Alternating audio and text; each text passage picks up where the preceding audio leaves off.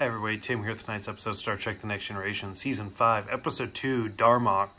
Nothing I can say about this episode will do it justice. Like, this is such a good episode. I remember being little and watching this episode and bawling my eyes out. It's so good. I just want to get through the little things first before we get into the big stuff. So there's a few firsts and seconds for this episode. The captain's jacket was remade for this one, and it was really interesting. Like, after I saw it, I was like, I gotta find that on Amazon because I'm gonna try to buy it. Where like the black part on the shoulders are almost like leather looking, and the red is like suede. It's a beautiful jacket. Like, I really want to try to find that later after I'm done recording this video. Ashley Judd makes an appearance, who's a great actress, like Simon Birch, Kiss the Girls, Double Jeopardy. Like, she's amazing. This was her first acting debut. She's the sister of Winona Judd for the country singers. So I don't know. Seeing her in this, just, I know where her career leads, and it's amazing to watch her in this first early role. And also, finally, Paul Weinfeld returns to Star Trek. He plays the main lead of Dothan, for how you say his name. But people will recognize him. If you don't recognize him through the makeup, you probably recognize like his voice or something. He was Captain Terrell in The Wrath of Khan, the Chekhov's captain, the one that gets the stuff in the ear. So I thought that was really interesting. And I like it when characters from the original series end up coming back for some of these sequels and stuff. I thought that was great.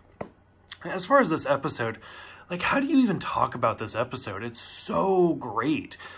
So there's an alien species that over the last 100 years, we've only encountered 7 times.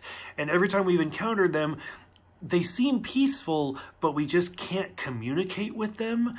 The universal translator puts it in English, which is great, but it just doesn't make sense. It's just like they're speaking gibberish.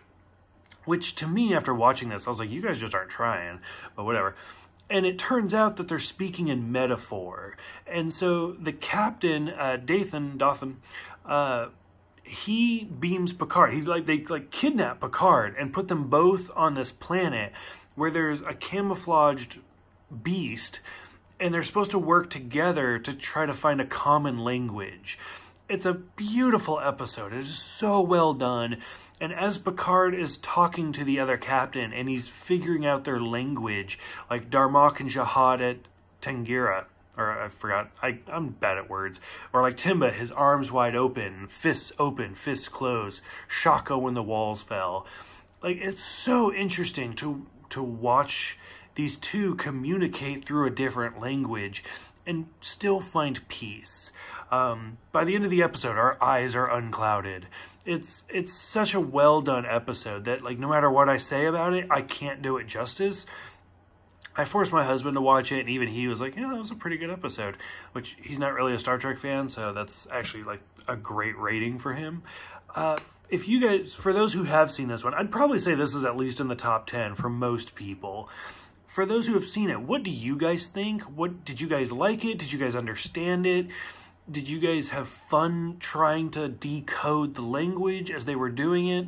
Because I gotta say, they both have more patience than I ever would, because I am awful. Like, you guys have heard me try to pronounce names. Like, I have a very difficult time hearing as well. So trying to decode a foreign language is nearly impossible.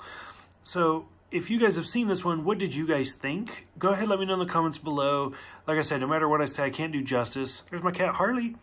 And so thank you guys for everything. I appreciate all of you, and I will see you guys next time for Ensign Rowe.